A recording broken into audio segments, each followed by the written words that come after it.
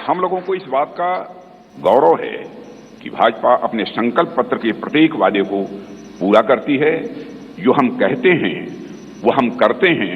हमारे वर्ड्स, हमारे डीड्स, हमारे कृति और हमारे कथन में कभी कोई अंतर नहीं रहा है। यह बात आज केवल भाजपा के लोग ही नहीं बल्कि देश के नागरिक भी मानने लगे हैं।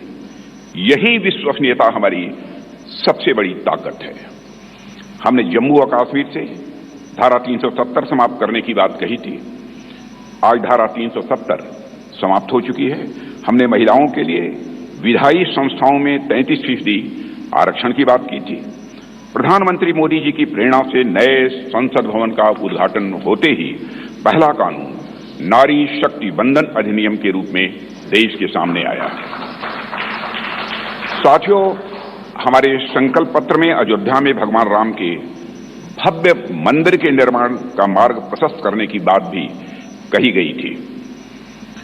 आज अयोध्या में रामलला की नव विग्रह में प्राण प्रतिष्ठा हो चुकी है। हमने अपने संकल्प पत्र में आत्मनिर्भर भारत के निर्माण की दिशा में कदम आगे बढ़ाने की बात की थी। आज उस दिशा में देश तेजी से आगे बढ़ रहा है। साथियों, हमने इंक्लूसिव ग्रोथ, समावेशी विकास की बात की थी और गरीब कल्याण के प्रति अपनी प्रतिबद्धता भी व्यक्त की थी।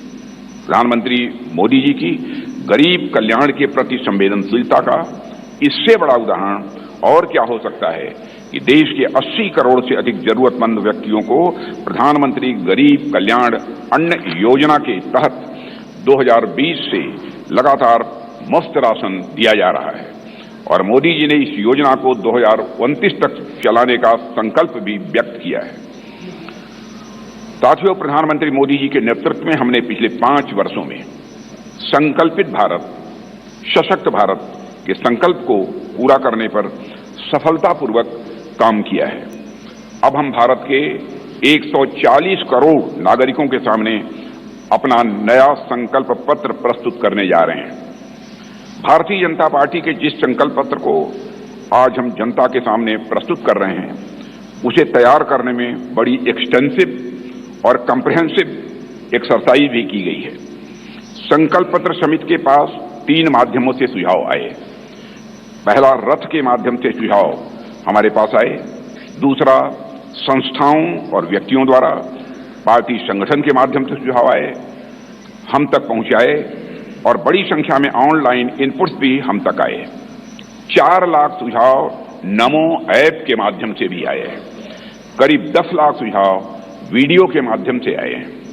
ऐसे करीब 15 लाख से अधिक सुझाव समिति के पास आए हैं जिनकी स्क्रीनिंग करके हमने उनकी समरी तैयार की है।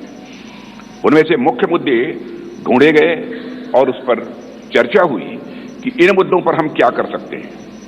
इस बात पर भी विचार हुआ कि हम जो संकल्प लेंगे उनके फाइनेंशियल इम्प्लीकेशंस क्या होंगे। यह विषय केंद्र का है या राज्य सरकारों से जुड़ा है या समवर्ती सूची का है। इस विषय से जुड़ी कोई स्कीम चल रही है या नहीं और इसका हमारे मित्र देशों पर कोई असर तो नहीं पड़ेगा, यह भी सावधानी बरती गई है। सभी बातों पर बहुत ही गंभीरतापूर्वक विचार हुआ है। साथियों, हर विषय की 360 डिग्री एनालिसिस करने के बाद हमने विषयों को 24 ग्रुप्स में बांटा है, 24 ग्रुप्स में से बांटा है।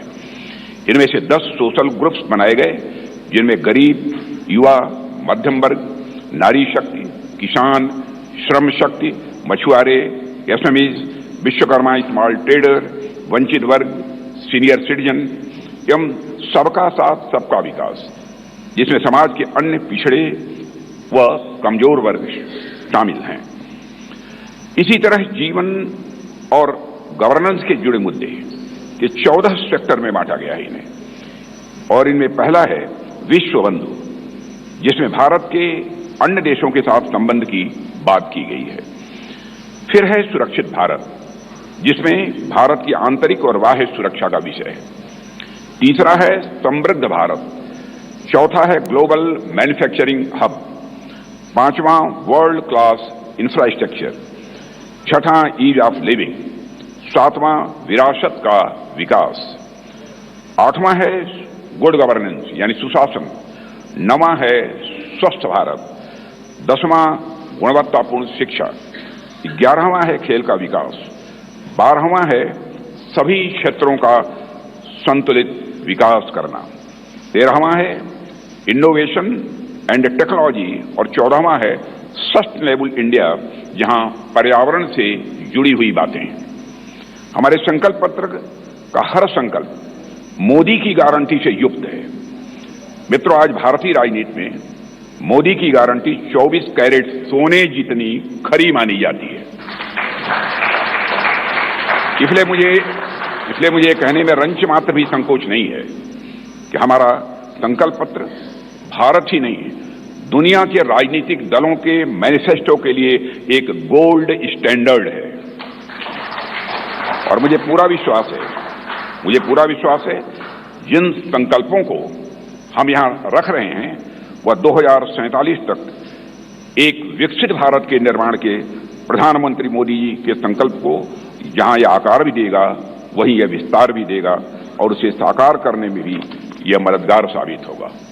साथियों, मैं यह भी आपको की जानकारी में लाना चाहूंगा कि इस संकल्प पत्र को तैयार करने में अपनी प्रतिदिन की अत्यधिक व्यस्तताओं के बावजूद हम सबके साथ देर रात तक बैठकर माननीय प्रधानमंत्री जी ने हम सभी का मार्गदर्शन किया है।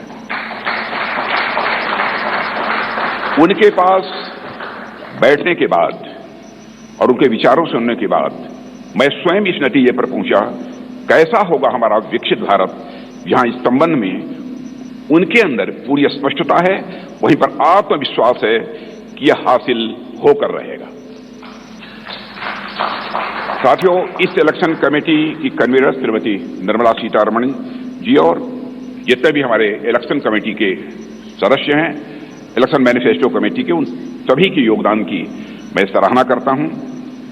और अंत में मैं यह भी कहना चाहूंगा, साथ ही दिन रात सारे सुझावों को संकलित करना, अध्ययन करना और उसे संकल्प पत्र के रूप में तैयार करने में जो भूमिका हमारे रेल मंत्री श्री अश्विनी कुमार वैष्णव ने निभाई है, उसकी भी मैं विशेष रूप से मैं सराहना करना चाहता हूं। इन्हीं शब्दों के साथ अपना निवेदन समाप्त करता हूं।